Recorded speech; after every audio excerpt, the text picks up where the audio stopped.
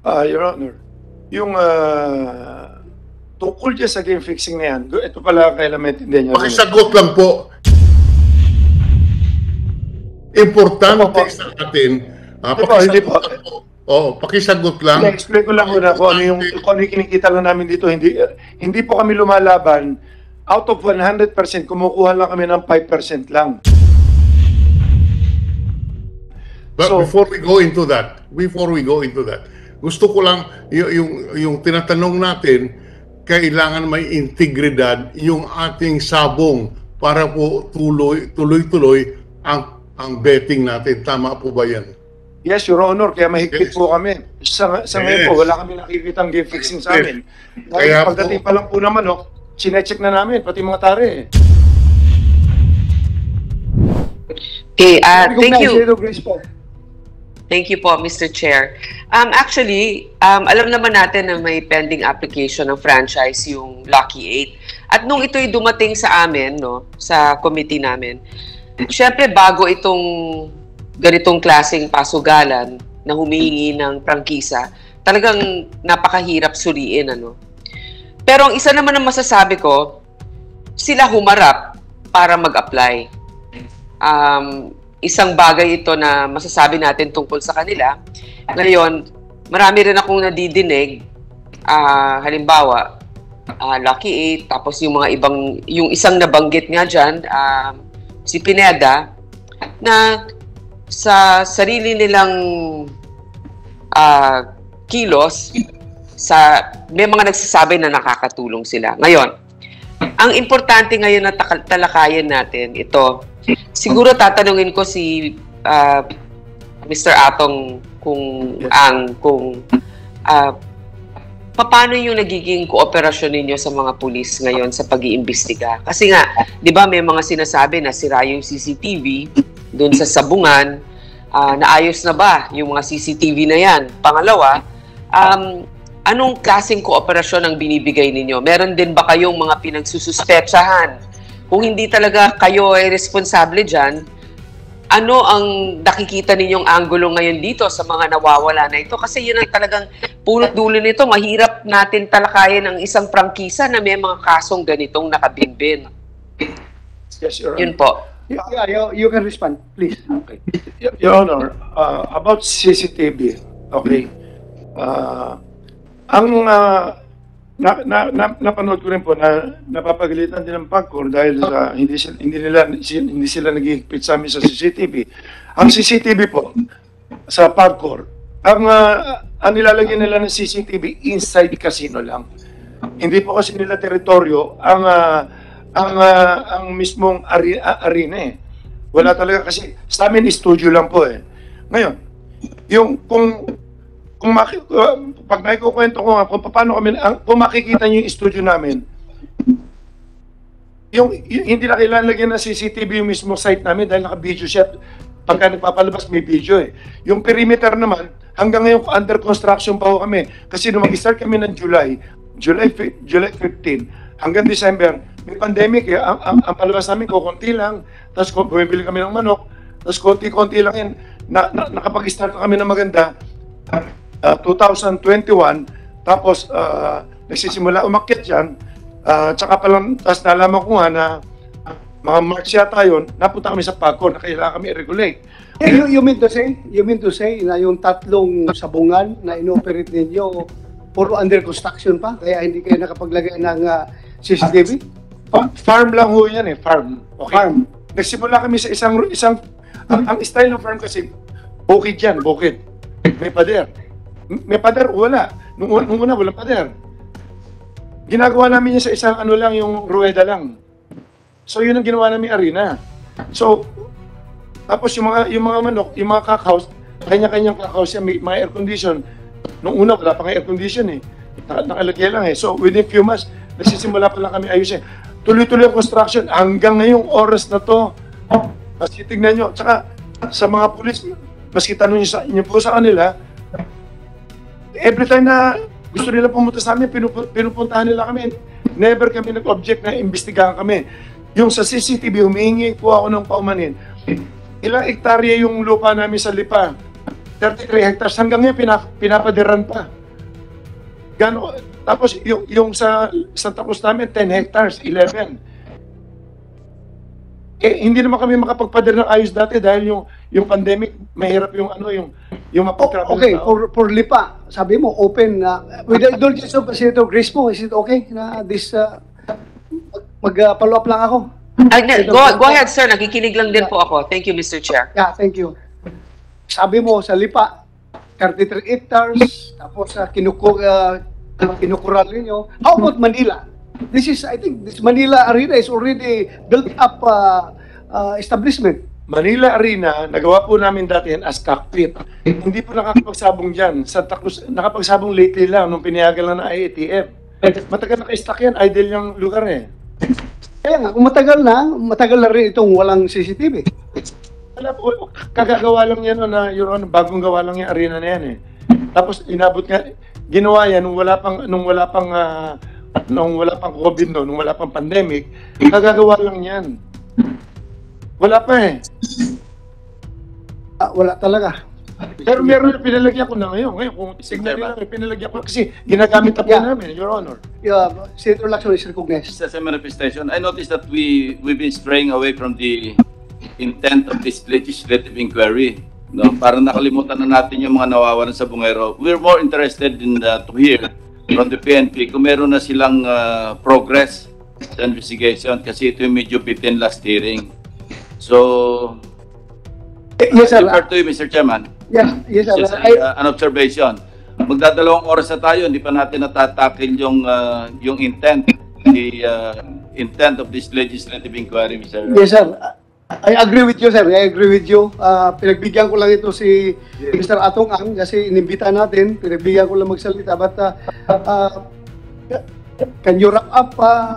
Mr. Chairman, Yes. before that, so that we can move forward, siguro, i-diretso na lang ni Mr. Ang yung sinasabi niyang conspiracy. Okay na, naintindihan na namin lahat yan. Problema sa ganito, tapos yung rules, ganito ang batas. Yung conspiracy, diretso mo na yun para malaman na natin. Doon tayo, para makapunta na tayo doon sa mga biktima. Kasi gusto rin parinig ng mga biktima yung conspiracy yung sinasabi mo. Go ahead. Yes, you can, pwede mo i-share sa amin yung conspiracy theory na sinasabi mo. May conspiracy against you. Okay, please share it to this committee. Dire-diretso na po lahat to?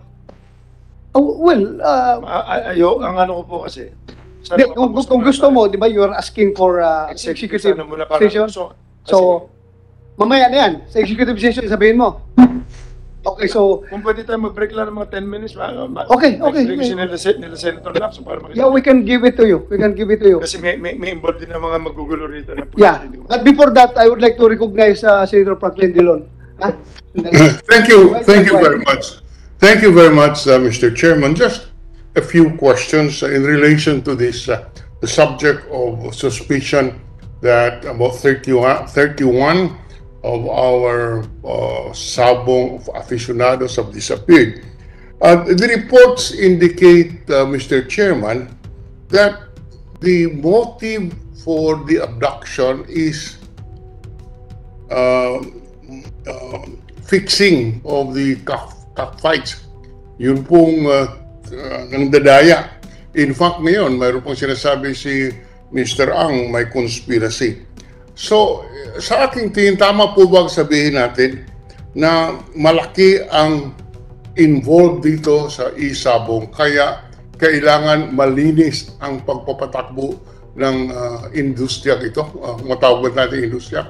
In other words, the stakes are so high that we must, the operators must maintain the integrity of the cockfights. Tama po ba yan, Mr. Along? Your Honor, yung tungkol dyan sa game fixing na yan, ito pala kailan maintindihan nyo. Pakisagot lang po. Importante sa atin. Pakisagot lang. Na-explain ko lang muna kung ano yung kinikita lang namin dito. Hindi po kami lumalaban. Out of 100%, kumukuha lang kami ng 5% lang. But before we go into that, gusto ko lang yung tinatanong natin kailangan may integridad yung ating sabong para po tuloy-tuloy ang betting natin. Tama po ba yan? Yes, Your Honor, kaya mahigpit Yes. po kami. Sa ngayon po, wala kami nakikitang game fixing sa amin. Dahil Kaya pagdating pa lang po ng manok, sinecheck na namin, pati mga tare. Pumapasok Ay. yung mga tao, lumalabas, kung nagkakaproblema po sa labas, wala naman po nangyari patayan sa loob sa amin eh. Oh, Okay. ang dami kasi senaryo, ang dami sindikato rito. Kapareho Okay. niya Master Agent, 1.2 million ang Master Agent namin. Master Agent, Gold Agent, lahat. Eh, may kanya-kanya pong buhay lahat yan. Hindi po namin alam kung ano yung, siyempre nasa sugal sila. Yung iba nasa drugs, nagkahalo-halo po eh. Kaya, Ganun Mr. po. Ang, Yung integrity, totoo can po you yung sabi give nyo, Mr. kailangan Ang, namin. please, Yeah. Please, Please, share Mr. Senator Dillon. Go ahead, sir, go ahead. can you give the committee an idea kung magkano po ang betting sa isang sultada? Just to have an idea of what we are talking about here. How much is the range of the bet per sultada? Magkano po? Well, Yeah, you have the floor. hindi po pare-pareho dahil simula umaga mas mahina yan. Nagpipik yan sa hapon, sa gabi, tapos... Okay. On the average lang po, on the minimum and maximum, Mr. Ang. Well, every day, mga 1 to 2 billion every day. 1 to 1 billion to 2 billion a day. 1 billion to 2 billion a day. Kumukuha lang kami ng 5% dyan. 2% binibigay namin sa Master Agent. 1% para... Teka po, isa-isahin natin dahil ako po hindi sanay dito. Although lumaki po ako sa aming bayan sa Iloilo, marami pong sabong, but I've never been familiar with it. So you're saying, bawat araw, 1 billion hanggang 2 billion ang betting. Tama po ba yan? Yes, Your Honor. Sa bawat isa. You're mute. Naka-mute ka ata, sir. Senator Dillon, hindi ka marinig. Hindi po ako nakamute. I'm O, on. mahina signal, nawala. Hindi ko po alam, but tinitinan ko lang, hindi po ako nakamute. Something is wrong, probably with our technological connection. Mr. Chair, I can actually hear Habang the wala si minority Senator leader. Dillon, stop ka muna at kuhan tayo, executive session afterwards. But before that, before we dismiss dahil maghingi muna tayo ng update from CIDG. Then after the CIDG, pakinggan natin itong nakasalang na yung case number 4. Mr. Chair, Then mag-break tayo, mag-executive session tayo sa loob ng lounge habang Yes. papakainin na rin natin itong mga naiwan dito sa Pwede session po hall. ba, Mr. Chair, Executive tapusin ko lang session. ang aking... can I just... So, can I just... CIDG, you have any update? You have the floor. Yes. Yes, Mr. please. Chair, Yes, I sir. don't, To the Honorable Chairman of this committee, Senator Ronald De La Rosa, sir, and to the other Honorable Senators. Magandang umaga Sandali po, lang, sir. kabilis ng turnover ninyo. Yes, sir. Yeah. First hearing, the director of CIDG is General Pero. Now, Yes, sir. ikaw na naman. Yes, sir. So, retired na si Pero. Yes, sir. So, masaya si Pero kayo, nakalusot siya sa problema na ito. Yes, sir. Ikaw ngayon ang tatanggap sa kanyang problema. Yes, Go ahead. sir. I'm happy to receive that challenge, sir. Thank you. That's what I need from you. Yes, sir. You should be very brave enough to handle all these problems. Yes, sir. Continue. Because I've been with the CIDG for a long time, sir. I'm Police Brigadier General Eliseo Cruz, the newly designated Acting Director of the Criminal Investigation and Detection Group. I just assumed my position, sir, last March 2 this year. And I'm going to present to you the updates of the investigation that the CIDG has conducted for the 31 missing persons. 31, Missing persons, sir. pero last count natin, 34, di ba? Yes, sir, but we are only handling 6 cases wherein 31 persons. Oo, pero huwag niyo pabayaan yung Yes, sir. yung 2 cases na involving 3 biktima. Yes, sir. We are Because isa mong related rin yun, di ba? Yes, sir. We are also coordinating with the other PROs which are I handling. suggest, hawakan mo na. Dahil sabi man ng Chief PNP, Yes, sir. hawakan mo lahat yan. We'll do that. Yeah, hawakan mo lahat yan. Continue. Yes, sir. There are 6 cases being handled by the CIDG involving 31 missing persons coming from the provinces of Bulacan, Rizal, Quezon, Laguna, and Manila. And these cases happened in the premises of Cockpit Arenas. And 1 in Manila, 4 in Laguna, and 1 in Batangas. For the incident that happened on January 13, 2022 in Manila Arena, located at Santa Ana, Manila, we would like to inform this honorable committee that we have a breakthrough in our investigation. A vital witness gave his statement that he saw how the victims were held and loaded by security personnel of Manila Arena in a gray van parked at the basement of the said arena. The witness is currently in a safe and secured environment being guarded by the CIDG. There are 14 persons involved in this case that the witness implicated, and he positively identified 6 suspects and 8 are still unidentified. For the incident believed to have happened in Santa Cruz, Laguna on January 13, 2022, considering the statements of their families that victims went to Santa Cruz, Laguna, Cockpit Arena on the said date but failed to return home and remain missing until this date.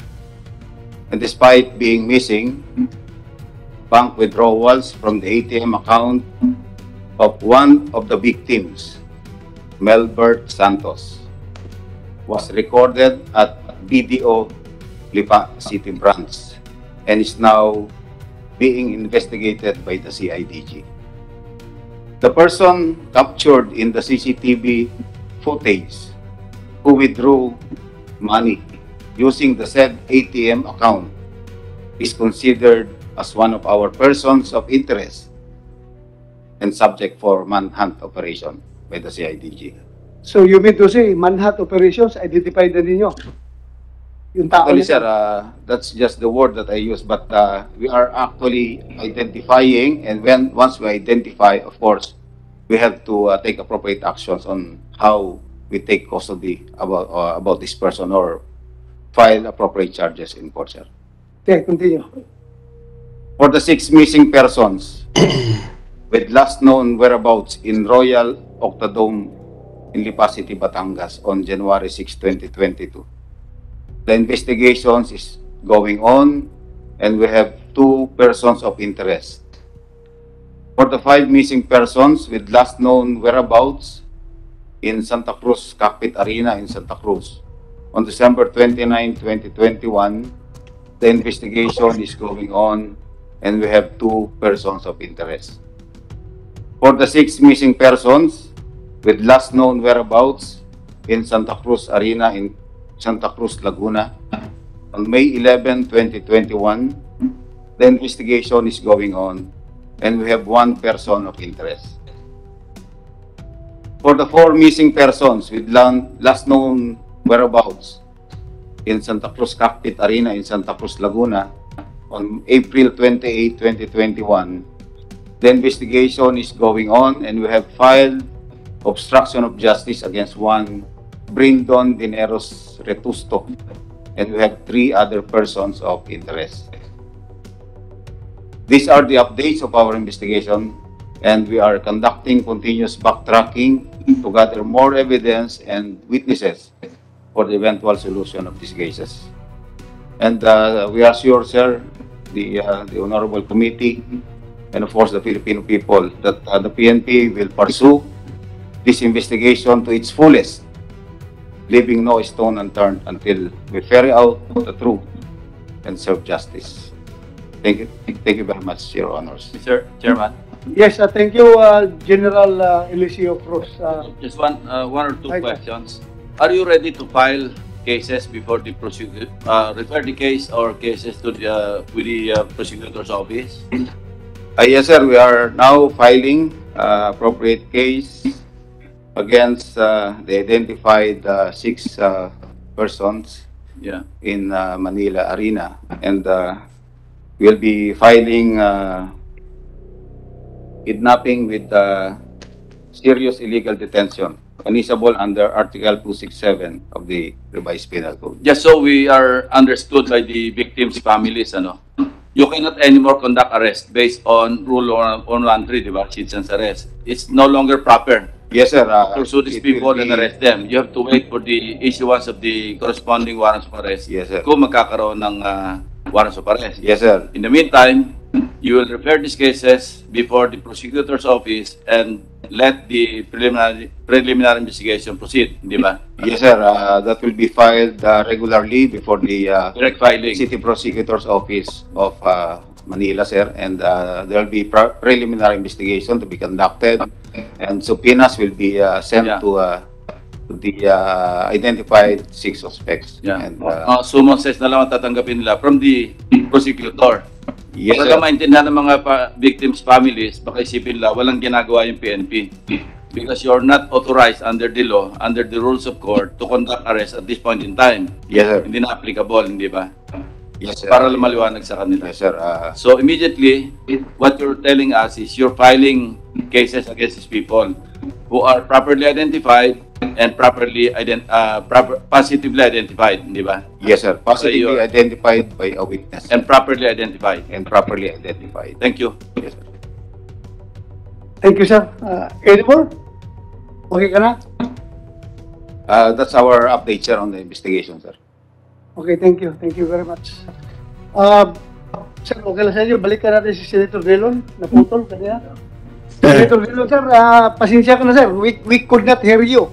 Kaya please continue, sir. Sorry. Thank you. I just want to place on record the magnitudes of the money we are talking about here, which could give rise to incidents such as this. Mr. Ang, did you say that the gross bets is about 1 billion to 2 billion? Is this per day, sir? Per day, Your Honor. Per day? Per day.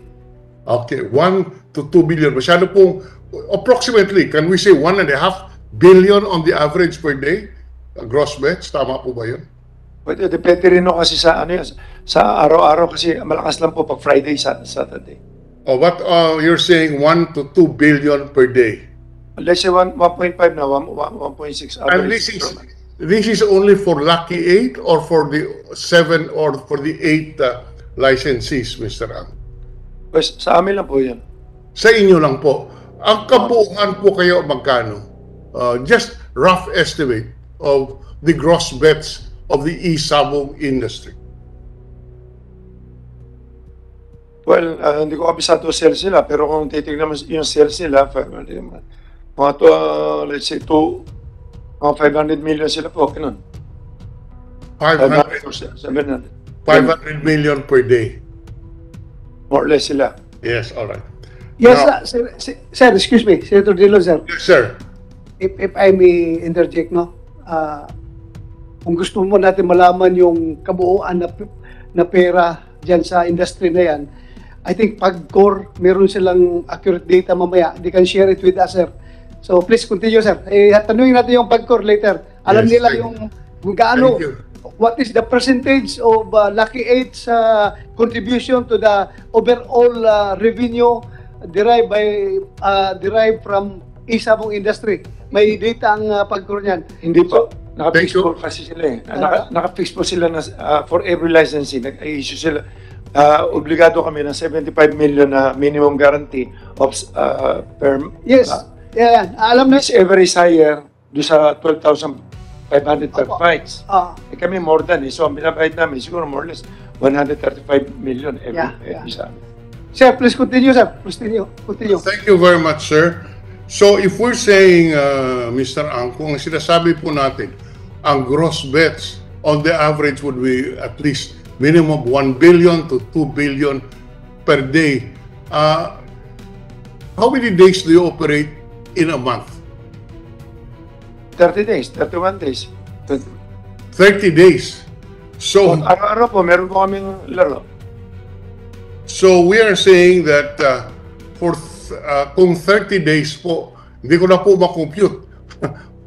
per day is anywhere from 100 Lagay niyo 2 billion. 1 billion to 2 billion. po. Opo.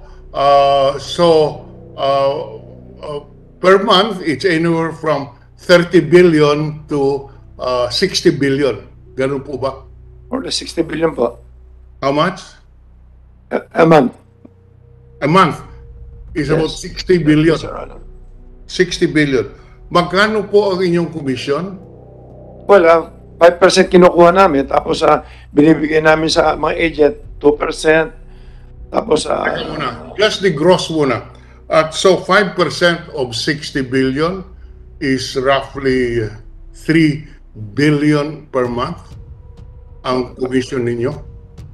hindi po, ano yan 5%, 6 billion, 3 billion, more or less. Okay. I'm sorry.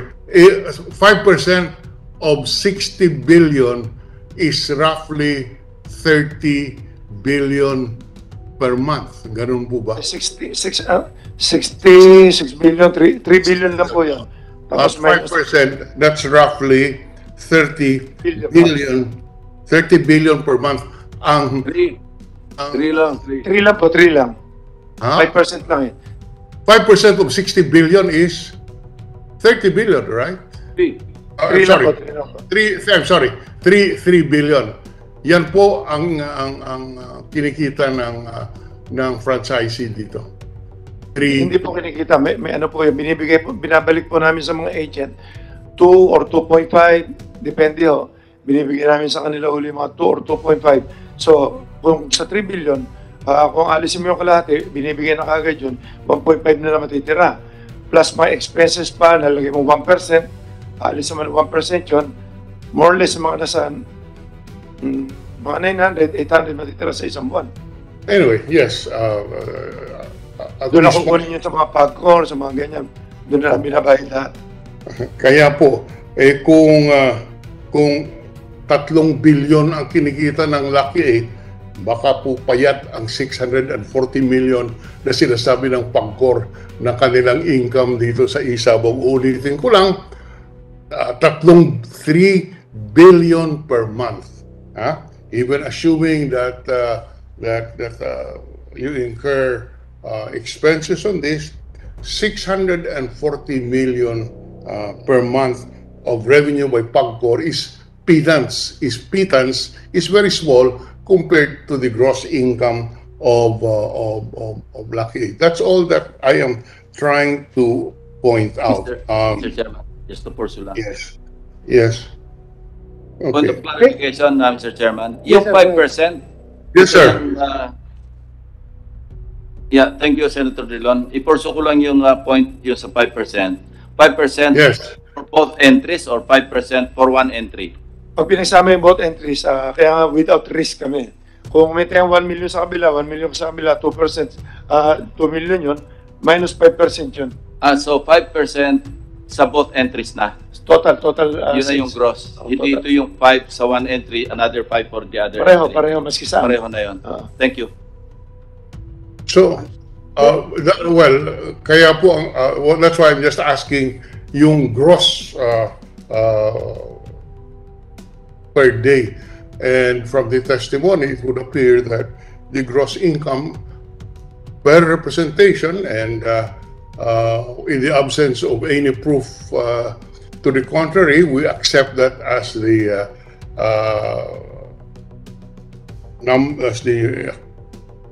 gross income of each licensee.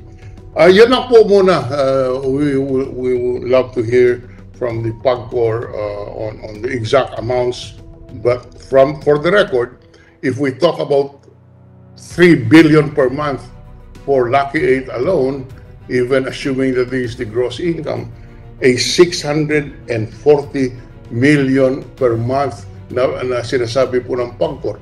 Mukhang payat at malaki talaga ang kinikita ng industriya, kaya po hindi maiwasan na yung mga ganitong pangyayari ay related doon sa kinikita ng industriya. Maraming salamat, Mr. Chairman. Thank you, sir. Thank you. Right, sir. Senator Lacson. Yeah, ang sabi ng PAGCOR kanina, I was taking notes, from April to, ito yung last year, parang ang average na remittance sa PAGCOR, 400 million per month. How much? How much? And then, for last year, from April, I think hanggang December, parang average 400 million pesos per month ang remittance. Okay. January to date, nag-increase ito sa 640 million per month. Okay. Noon pong April, si Lucky 8 pa lang po ang umaandar. Yung mga iba, sunod-sunod pa lang at nabuo lang yung 7 na ngayon 6 na lang nitong November, December. Okay. Pero po thank you, ma'am. Ito, sandali, ma'am. So, 640 million pesos per month yung January to date. Ito yung average nyo per month. Opo, sir. Ngayon, sabi kanina ni Mr. Charlie Ang, yung kanilang remittance, pinakamalaki sila eh. Umabot sila ng 135 million pesos per month. Lucky 8 pa lang yon. Opo. If we compute yung 6 others, kasi ang threshold, yung minimum nilang kailangang remit is 75 million each. Okay. So 6 times 75, that's 450 million. Plus 135, that's 585 million pesos per month. Ang ibig sabihin, nasa threshold lang yung 6. Kasi from 640 million pesos per month compared to 585, masyadong minimum yung nire-remit ng ibang operators, ibang licenses. Because Lucky 8 alone, 135 million pesos per month na. So masyado yatang andun na sila sa threshold, the 6 others. Totoo ba ito? Opo, ganito po kasi sir. Ang Lucky 8 na gross bets lang from April 2021 to January 2022, Ma'am, excuse me. Pakilapit yung yung microphone kasi hindi nare-record. Ang gross bets po ng Lucky Star from April 21 to January 2022, 546 billion 826 million 428,839. Yung pong sumunod, yung Belvedere Corporation, 86 billion as compared sa 546 nila, 771 million 15,804. Yung pong susunod, yung Esports Encuentro, 3 billion 638,612,985 pesos. And Home Visayan Cockers, ang susunod na malaki sa Lucky Star, 96 billion 576 million 56,951. Yun pong sumunod, yung Jade Entertainment, 145 million 357,404,000. Yung New Win Cockers, 1 billion 205,219. 205,219,683. Yun hong Philippine Cocking International, 6 billion 856,263,554. Ito pong Golden Buzzer na nasuspende na ngayon kasi hindi nila ma-meet yung 75,746,350,941. Katulad po nung sinasabi ni Mr. Ang kanina, yun po kanilang gross na 3 billion. Sinasabi po niya na may percentages silang binibigay sa iba-iba pang government offices, pera lang po sa PAGCOR. Sa PAGCOR po, dahil nga bago ito, initially, pinag po namin 12,500 per fight ang aming charge or 75 million per month minimum guarantee fee, whichever is higher. So, yun po ang pwede po namin isubmit ito. Talaga pong pinakamalaki, almost 90% po ang Lucky 8. Sige, mo, Thank you, ilang Mr. percent? Chairman. Ilang percent? Kukompute ko lang, sir, para sigurado. Oh, sige, sige. So, Ma'am, wala kayong planong taasan yung threshold? Meron po, sir. Ang binabalak po namin ay taasan siguro po yung per fight. Kasi kung tataasan pa po namin yung threshold na 75 million minimum guarantee, magiging monopoly po dahil yung mga nakauna malalaki na talaga at kaya po yun. Yung mga iba na maliliit pa na nag-struggle and they're trying to enter the business, hindi po nila makayanan, kaya automatically, hindi po sila makakasali. Yun po ang aming teorya. Ayaw po namin ng may monopolya o may binopoly or something. Thank you, ma'am. Thank you Senator po. Tolentino, you have the floor. Yes, just last question addressed to our electronic money issuers, EMIs. Nandito ang Paymaya, nandito ang GCash. Napapag-usapan na natin konti itong detalye. Magkano po ang kinikita per day, per month ng GCash dito sa Isabong? Ganun din ang tanong ko sa Paymaya. Thank you, Mr. Chairman. Good morning, Mr. President. You are Paymaya or GCash? I am from GCash, Your Honor. Thank you. Please introduce yourself. I am Attorney Gilbert A.S. Cotto from GCash, Your Honor. Go ahead. I don't have the exact figure to answer the question, Your Honor. Excuse me, attorney. May request dito nga kung pwede garbol ang dating. May harang naman tayo. Tanggalin mo muna yung habang nagsasalita. I apologize, Your Honor. Thank you.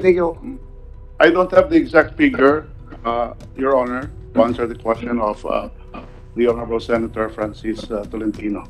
But I am willing to submit to the Senate committee the documents that would answer the question, Your Honor. Thank you. Mr. Chairman, after the break, we can ask the representative from GCash to provide us the figures. He can call. He can ask his superiors how much is Yes, we can do that. the income. The same is true with Paymaya. If Paymaya is willing to divulge the figures right now. Yes, Your Honor. I also cannot give you the specific data, no? But I understand that Paymaya only onboarded or accredited this Isabong licensee as of February this year. But after the break, Your Honor, I will consult and maybe they can provide the data needed by this committee. So, also GCash, can you provide after the break? Kaya mo? Kasi kaya mo daw ng Paymaya, yung Your GCash. Honor, can I ask for at least 1 day, Your Honor? I don't think I can. Buti pa si Mr. Ang nag-provide. Ikaw, nahirapan ka mag-provide. Yes, So, sir. Mr. Chairman, siguro isama na rin natin yung income generated from international debtors sa GCash and Paymaya. Yes, we can do that. When you say, Senator Tolentino, na income generated from Share the percentage generated by Paymaya and GCash coming from international debtors, offshore debtors. Sir, Senator Tolentino, what we are regulating in PAGCOR and the figures I gave to you are based only on local bets. No, not one of the operators is licensed to accept offshore betting. Pero ma'am, maraming tumataya sa Opo, OFW natin. illegal po yun, sir. Yun po yung minomonitor. Dumadaan sa AMIs, dumadaan sa GCash, etc. So, can we have a figure? We're not saying that you're tolerating it. Yes, We're not sir. saying that you're violating something. We are just asking the electronic money issuers and non-bank financial institutions if they can provide us a figure of how much percentage they are generating from bets coming from overseas. Yun lamang po, Mr. Chairman. Hindi natin pinag-uusapan kung may nag-violate o ina-allow. Hindi po yun. Okay, Paymaya promised after the break, we can have it. I will consult, Your Honor. Okay, And if they give it to us, I will provide the committee. okay. Then Thank you. GCash, tomorrow, Your 1 day. May we ask for a reasonable time to comply because I think it may take What is reasonable for you? 3 to 5 days, Your Honor. We'll just submit the... Weekend na yun. Masyadong matagal yun. Mahirap ba mag-compute? Si Ms. David? Mahirap man. Everything is computer generated, di ba? We will ask our office, Your Honor. Kaya nga ng Pimaya after the break eh. Kasi everything is computer. Pindot-pindot ka sa computer, nandiyan na yan. I will try to ask the office, Your Honor. So kailan? Kailan? A day, Your Honor. A day. So tomorrow, we are expecting that tomorrow. Yes, Your Honor. Oh, thank you. Pimaya after lunch, after break. Yes, Your Honor. Okay. We are consulting them right now. Okay, thank you. Thank you very much. So, continue. Before we go on a break, it will be an executive session in the presence of Mr. Charlie Ang. Yes. Yes, I'd like to ask, for the record, Mr. Charlie Ang. Yesterday, you went on YouTube. It went semi-viral with you saying that mahirap dito, ang daming mga politikong nakikialam sa mga investigation. Are you referring to this panel or the personalities present here? Kasi makakaharap ka namin sa tanghalian, tapos masama pala ang loob mo sa amin. So kami ba yung lumalabas sa YouTube na galit ka, na di umano may maraming politiko na hindi ko mahaba yung YouTube mo eh. Are you referring to us? Just for the record. Pwede ko po makita yung YouTube na yun. Kasi baka interpretation nyo lang yun. Hindi ko alam yung sinasabi niyo, Your Honor. Lumabas po yung kahapon at di umano ay mahaba yung sinabi mo. It was shown to me. So perhaps you can ask your colleagues, whoever videoed you there, baka it was taken in your off moment time na galit ka sa mga nag-iimbestiga. So, yun lang gusto ko maliwanagan. Kung wala ka maalala, galit ka ba sa amin? Hindi po ako pwede magalit. Mga kaibigan ko may mga pinagsamahan po tayo maski pa paano eh. Ba't ako magagalit? Your Honor, tsaka wala po ako nilalabas sa video. Ang huling-huling video ko, yung huling nga na sinisita ko na nung nagpahuli ako sa mga NBI tsaka si ADG. Yun na isang i-explain ko mamaya. Na nagte-threat daw ako. Hindi ako nagte-threat eh. Nagte-threat ako doon sa mga, ang dami na namin napahuli. Sa NBI at si IDG. So in short, hindi ka galit sa amin, ha? Impossible. Okay. Lahat po kaibigan ko Thank you. Hindi ka galit. But please, review that video. Dahil ang dating kay Senator Tolentino kasi, medyo galit ka sa mga politiko na nag-imbestiga itong insidente na ito. Well, for your information, alam mo, break kami ngayon, Mr. Atong Ang, break kami ngayon sa Senado. Pero gumawa kami ng inisyatibo na mapagbigyan talaga yung kahilingan ng mga pamilya ng 34 na nawawalang tao na maghihikanda kami ng hearing. Kaya sana huwag mong personalin yung aming pagkakandak ng hearing. Trabaho lang po ito. Walang personalan. Kaya sana hindi ka magalit sa amin, ha? Your Honor, gusto ko nga para maklear na mga kami. Okay, Gusto ko. Saka, never ako magalit sa politiko kasi lumaki na ako na puro politiko rin kasama ko eh. Actually, may mga pinagsamahan nga tayo lahat, maski pa paano. Ba't ako magagalit? Wala naman kayo masasabi sa pagkatao ko. Okay. Ba? Thank you. Mr. Chairman. Go ahead, Senator Pimentel. Yung sasabihin ba ni Mr. Ang sa executive session, hindi mo kaya sabihin dito sa open session? Andiyan, parang naririnig tayo na yung regional director ng NBI. Baka may informasyon siya makuha ron. Ayan namang si director ng CIDG. Hindi ba pwedeng sabihin mo na lang yun sa open session? Kung pwede ko po sabihin, basta pinihagan niyo ako sabihin ko sa open, okay lang. Suggestion ko lang kung pwede sabihin mo na sa inyo. Saka yung sabihin sa akin kasi baka naman mali. At isingila ako na advice. Hindi, ganito eh. Ang sasabihin mo are some facts na alam mo, some opinion. Basta wag ka lang manira ng tao na openly libelous na so anong masama, di ba? Hindi ka naman sasadya na sisiraan mo yung tao na walang ka-basis-basis. So, kasi I'm sure marami interesado kung anong sasabihin mo, di sabay-sabay nang marinig ng lahat. I'm sure na si chairman namin is accommodating your request. And then nag-request ka kasi may agam-agam ka na baka hindi mo pwedeng sabihin in open session. Pero kung kaya mong sabihin in open session, I suggest, wag na tayo mag-executive session, open session na. Gugulo talaga, mas maganda. Okay, sige. So request mo yun. Gugulo talaga.